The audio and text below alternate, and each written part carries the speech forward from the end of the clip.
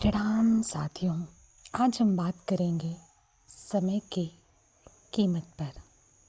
समय की गति सबको निगल जाती है। समय या काल सबको खा जाता है। वैसे ही जैसे हमें लगता है कि हम समय को खाते हैं, दरअसल इस समय से कोई बच नहीं पाया। समय की परिभाषा, परिस्थिति और हर आदमी के लिए अलग अलग होती है।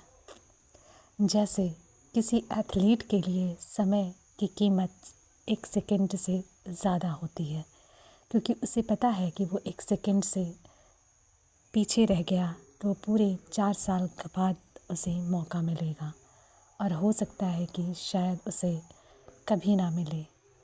वैसे ही एक परीक्षार्थी के लिए समय की कीमत कुछ मिनट होती है।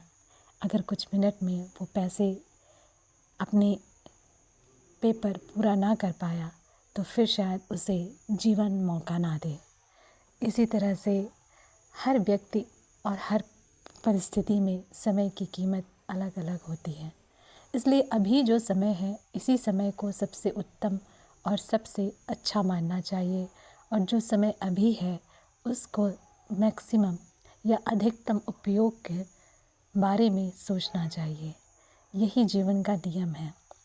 इस पल, इस क्षण जो भी कुछ हो रहा है, हम इसी में कुछ कर सकते हैं। ना तो हम भूत में कुछ कर सकते हैं और ना ही भविष्य में कुछ कर सकते हैं।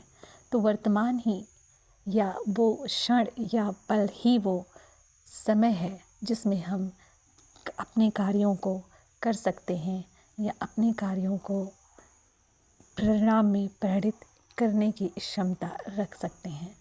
इसलिए कहा जाता है कि हर क्षण जागरूक रहें, हर पल सतर्क रहें और सचेत रहें। जागरूक रखना चाहिए।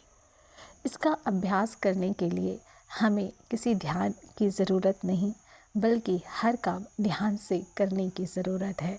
और ये आदत हम धीरे धीरे डाल लें तो फिर हमें हर काम को धीरे और सचेत या जागरूक रहकर करने की आदत हो जाती है। ये एक दिन में नहीं होता, इसके लिए निरंतर अभ्यास चाहिए। लेकिन जब ये एक बार आदत बन जाता है तो हम यही काम बिना किसी प्रयास के कर सकेंगे और बहुत आसानी या सहजता से, क्योंकि तब ये हमारी आदत बन चुका होता है। किसी भी आदत को बनाने में या लगाने के लिए कम से कम 21 दिनों का अभ्यास चाहिए, ऐसा माना जाता है। इसलिए जब भी हम कोई चीज़ खाते हैं, पानी भी अगर पीते हैं तो उसे जागरूक होकर पिएं, धीरे धीरे पिएं और पूरा अनुभव करते हुए पिएं। इस तरह से जब हम भोजन खाते हैं तो उस समय हमें हर क्षण जागरूक रहना है। हमें अपनी रोटी को चबा चबा कर खाना है, अपने चावल को धीमे धीमे अपने जो भी हम ग्रहण करते हैं, मुंह में अपने डालते हैं, उसे हम बहुत भली भांति चबा चबा कर धीरे धीरे उसका रसपान करें और उस भोजन का आनंद लें। इसे ही जागरूकता कहते हैं। जितना हम अपने आप को सचेत और सतर्क रखेंगे, उतना ही हम उस क्षण प्रसन्न रहेंगे और प्रसन्न रहेंगे तो हमारी सारी इंद्रियां, हमारी सारी कोशिकाएं भी प्रसन्न रहती हैं और अपना उत्तम या सर्वोत्तम देती हैं। इसलिए हमें हमेशा वर्तमान में रहने का अभ्यास करना चाहिए और वर्तमान में रहने का अभ्यास करना ही दरअसल ध्यान है। इसलिए समय का सदुपयोग करें। समय निकल जाने के बाद दोबारा नहीं लौटता, ये हर कोई जानता है। इसलिए 24 घंटे ईश्वर ने सबको बराबर दिए हैं।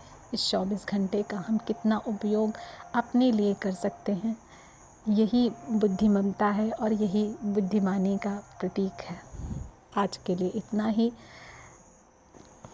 फिर मिलेंगे एक नई कहानी और एक नए उद्देश्य के साथ।